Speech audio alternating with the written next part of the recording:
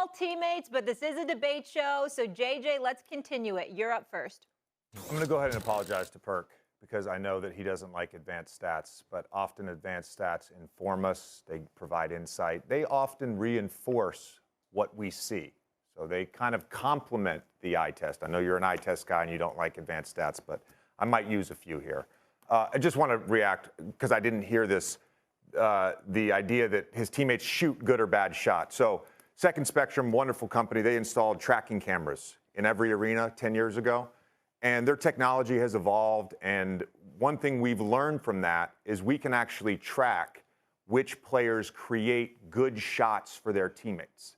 And Nikola Jokic is top 5 in shot quality created. So if you watch them play, Perk, and I know you do, sometimes you might not stay up late on the Mountain Time Zone, but if you watch them play, when he's deciding whether to shoot or score, he's often making a read, because that's what good basketball players do. They make reads. So if he's getting a double, he's going to kick. If he sees the help coming too early, he's going to swing it to the corner. It's a good pass. What's the most efficient corner three in basketball? It's a corner three. Look, Perk, I want to touch on something that they didn't bring up. This idea that Dirk and Steve Nash were favored to win the MVP because they're white. First of all, you stop short at 1990. That was your cutoff point for players to win MVP not in the top 10 in points per game, which is a stupid stat to judge MVP on. This isn't middle school. 1990, Magic won it. In 89, Magic won it. 87, Magic won it.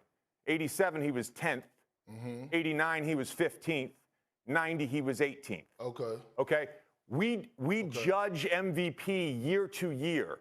You also said the criteria or the goalposts change year to year for certain players. No, it doesn't. We vote on the MVP. Hold on. We vote on the MVP based on that season. We vote on the MVP based on that season. It is a regular season award. Previous playoff runs have nothing to do with it. It's a regular season award for the most valuable player. And we can measure that, Perk. So maybe voters have gotten smarter. I want to talk about Dirk and Nash real quick, and I'll let you jump in. Dirk Nowitzki led the league in win shares in both 06 and 07. Led the league in offensive win shares in both 06 and 07. So, yeah, he wasn't top 5 or whatever he was, top 10 in scoring his MVP season. The Dallas Mavericks were 67 and 15. They had the best record in the NBA.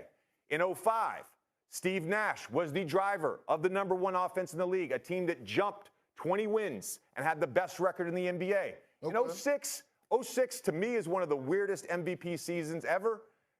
You can make an argument Nash probably shouldn't have won it, but he was still the driver of the #1 offense in the league. The 2 best teams that year, the Detroit Pistons, 64 wins, the San Antonio Spurs, 63 wins. Guess what? They didn't have their top scorers weren't in the top 20 in the NBA that year. So that was just a strange thing. You could have given it to Kobe. You could have given it to Shaq. You could have given it to Tim Duncan. They gave it to Steve Nash. It's not because he was white. It was just a strange thing. It was just a strange But why did you cut it off at 1990, though? Because that was convenient. That was convenient. I'm just saying. Hold on, time out. It was just a strange thing that it just happened. It was just a strange thing. In 2006, when Kobe averaged 31, when he was playing with Kwame Brown and Smush Parker. And what was the record that year? 42 and 40. They were 42 and 40. So let him speak. He's the most valuable player. They made the playoffs with that roster. You take Kobe off that team, they probably win 8 games. Okay, so let's make that very, very clear.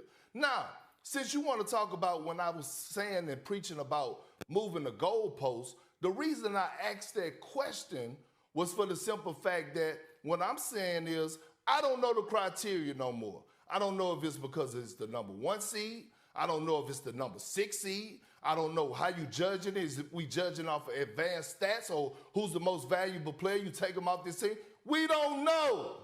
But we do know this. Since you do want to bring it up, we do know this, that when it comes to MVP voting, 80% of the voters are white American. 20% are others. I know that stat. If you want to talk about advanced stat, I do know that one. Now let's talk about this year. And let's talk about the stat pattern. What I said was, I'm never taking anything from when it comes down to Jokic being one of the most skilled big, if not the most skilled big to ever play the game.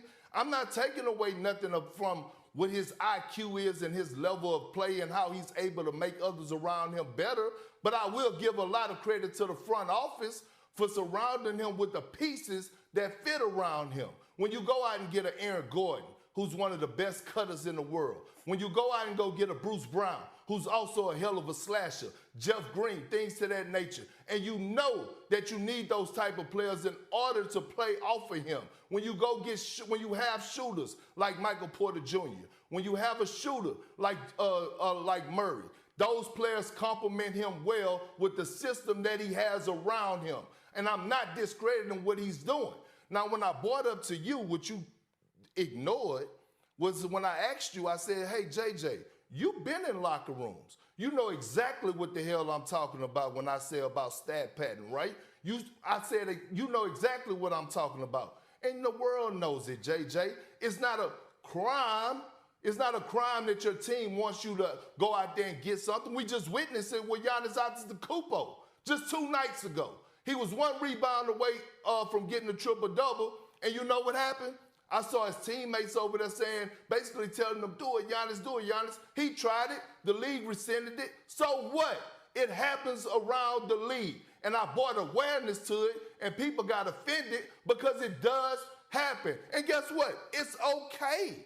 It's okay if it do happen. But my thing is, let's not sit up here and crown or sit up here and play this game about, oh, it's just a runaway favorite for us with the MVP candidate and it's not even close. Because I would not allow it to be, I would not allow Joel Embiid, I would not allow Giannis Antetokounmpo to be disrespected. Giannis Antetokounmpo is averaging a career high in points right now. Team has the best record in the league. Joel Embiid has had, I don't even know the numbers of 40-point games that he has had, but damn it, it hasn't been done since Shaq, and it's by a landslide, the number of 40-point games he done put up this season. And you can't sit up here and tell me that Luka and Embiid is not watching to see the point differential for us, who's going to lead the league in scoring. It happens, JJ, and you know it happens. So for you to come over here and say, oh, that's not who Jokic is. That's not the type of person he is. It's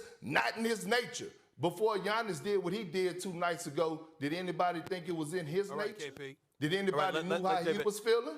I want to just say something. Stephen A., I mean, I mean no offense to you, and I mean no offense to First Take, because I think this show is extremely valuable.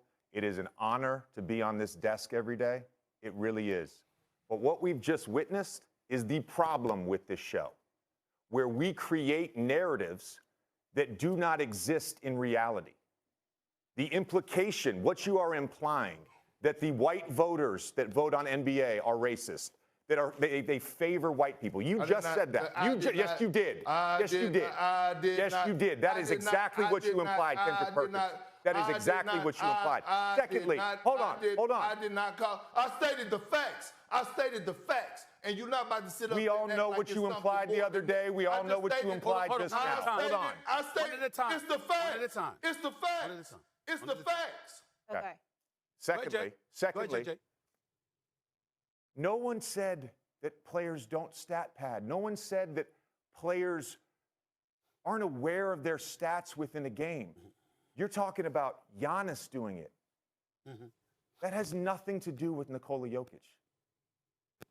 My point that I made the other day, which is a valid point and which I will stand by, is that Nikola Jokic does not care. What he cares about doesn't fit your narrative. So your narrative to discredit him somehow, to discredit what he's doing, it's not based in reality, Perk. And no one is disrespecting Giannis. No one is disrespecting Joel Embiid. Look, earlier in the season, you could have made an argument for Luka for MVP. You could have made an argument for Tatum. Right now, 65 games, with 17 to go, there's 3 guys you can make an argument for. And they all have valid arguments.